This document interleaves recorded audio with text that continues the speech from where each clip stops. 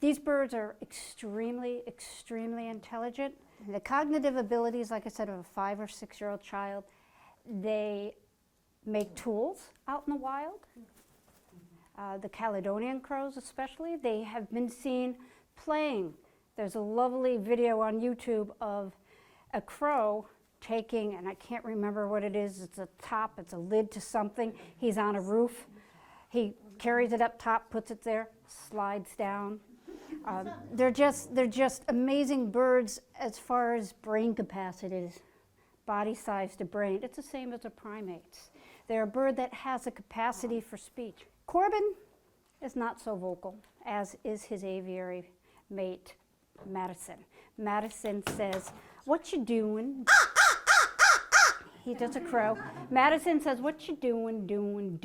He'll say, "Good morning." He says, "How are you guys?" The raven, Julian, says, "What's up?" He says, "Who's a good bird?" And what's interesting about Julian is at the time we acquired Julian, I was married. My ex-husband worked with him. I worked with him. Julian speaks in 2 distinct voices, mine and my ex-husband's. So they are amazingly intelligent bird. A little bit about Corbin here. You can see the lovely feathers that sort of stick up and wave to you. Corbin came to us as a very young bird. He is a human imprint. Imprinting happens, for those of you who don't know, when an animal is in that really, part of life, I guess you can say, where they're forming who and what they are. He was raised by Jeannie and I. He was raised purposefully to be imprinted due to his injury. He came to us, he was no bigger than my fist. He was guesstimated to be about 2 weeks of age due to feather growth, big blue eyes, pink mouth. And he was robbed from his nest by a Cooper's hawk. The family pursued the Cooper's hawk, and they did drop Corbin. The talons crushed the shoulder. The fall broke his leg. We knew at that point in time that that shoulder was never going to heal so this bird could fly, so we had the decision. Say goodbye to this baby after only 2 weeks on Earth, or to take him in knowing he would imprint. That's what we decided to do, to make him an educational ambassador. Corvids are such misunderstood birds. They are intelligent. Yes, they are loud. Yes, they are messy. But they're really an integral part of our environment. These birds, when they are young, they're raised basically on protein. So they eat a lot of bugs the first year of their life. That's a good thing for farmers. Are they messy? Yes. Are they in the crops? Yes. But they're mostly after those bugs. After about a year of age, they're truly omnivorous. So whatever they can get, they eat. They're lucky if they live through the first year of their life. Most of them don't. In the wild, if they get to be 5, they're lucky. In captivity, the oldest one off the Cornell website, correct, was 59. He's like 7. Jeannie doesn't know it. She's not retiring either. So Corbin in captivity here, he could easily live 40 years. He's only 7.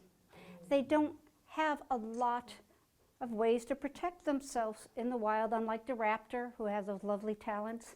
This bird here has to use their smarts. They are very family-oriented. The young birds will stay within that certain family for the next year or 2 to help protect and raise the siblings. They post sentries.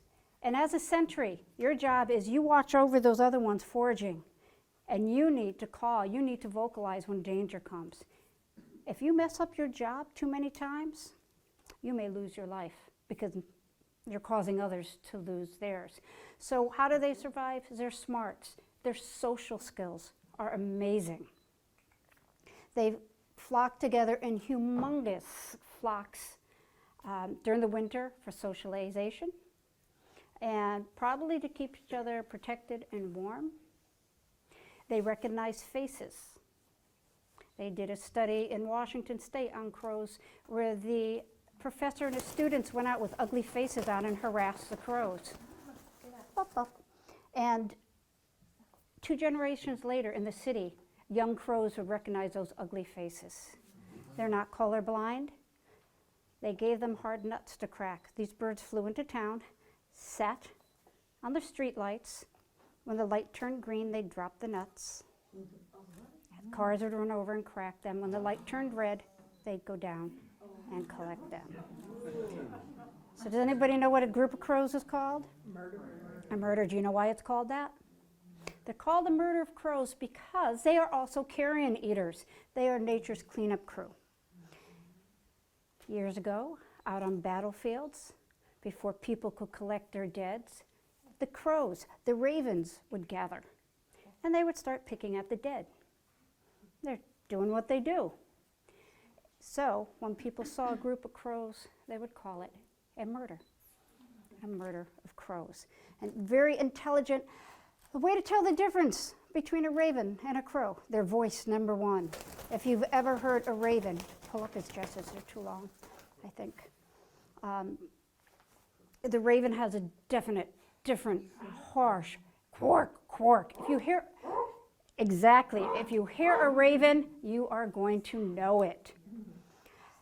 These birds tend to be more social in larger flocks and family groups. In fact, each family group has their own dialect. That's how important their family groups are. When a crow flies, think crow row. You watch them, they row their wings. They tend to glide, perhaps. Their tail is long and rounded. These are a few of the differences. When you get the raven out, if she'll be patient and stay with us for a bit, you'll notice the size difference. You'll notice a difference in the beak. And when a raven flies, it's a broad wing, straight up and down, and they tend to soar more than a crow does. A crow will glide, but ravens tend to soar more. And that's very important for a raven. They've discovered that soaring activity is actually alerting other, am I moving my hands too much? Probably. That soaring activity actually helps to signal other ravens of where there is a kill. What's the difference between gliding? Gliding with these birds, like they'll glide from tree to tree. Soaring, it's like your red-tailed hawk that's just up in the air on currents and just going and using those currents for a long time. Crows don't tend to do that. And as I said, the soaring activity is very important with the ravens to communicate to others a food source. When Maeve first came to us, she's a human imprint, was raised in somebody's condo. They decided Bird was old enough to be a raven, put her back outside. She wasn't even flying yet. She got stuck in the pool fence, injured her shoulder. People called the DEEP, said there was an aggressive bird. She was a baby, she's baby begging, she's hungry, she doesn't know how to feed herself, she doesn't know how to fly. At this point in time, she didn't even know she was a raven because she was found so young. And they said, we'll dispatch somebody to dispatch of that aggressive bird. Thank goodness a police officer showed up, took a video, sort of realized what was happening, and the rest is history. When I first got Maeve, I took her into my house. I wanted to see if she was a true imprint. Is she comfortable in the house? Is she comfortable around my dogs? She and my shepherd mix at that time totally trashed my house. The shepherd mix was play bowing to her. She chased a chihuahua through the house after his tail. She and my shepherd mix went under the dining room table. They tipped over chairs. They trashed my house completely until she got tired and she crawled up on the couch and took a nap. I don't care if you sit on my shoulder either. There. And she usually likes head rubs. That usually settles her. So this is Maeve. Maeve is a little over a year old.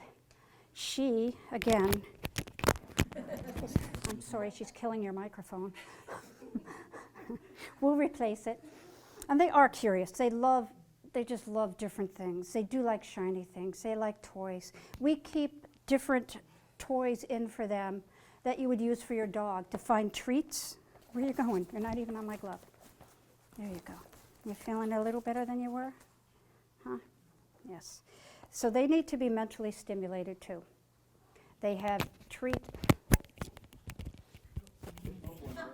They have treats. Treat balls like your dog does.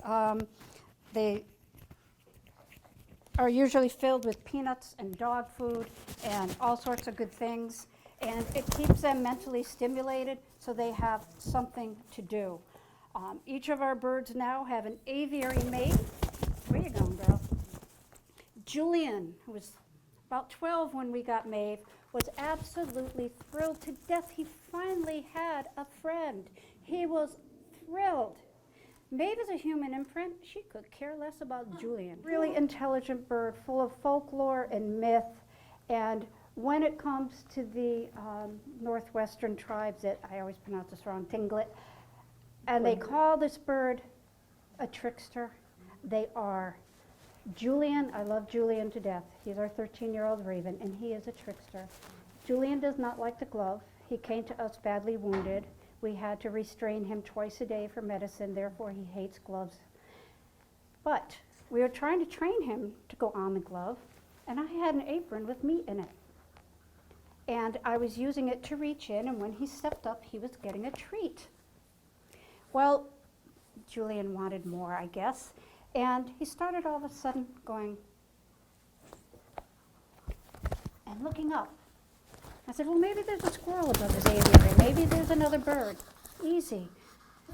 I started looking up. As soon as I looked up, Julian was in that meat apron and had what was left of it in his throat pouch. So they are tricksters. They are intelligent. They can live a long time. It's a tough life out there for these birds.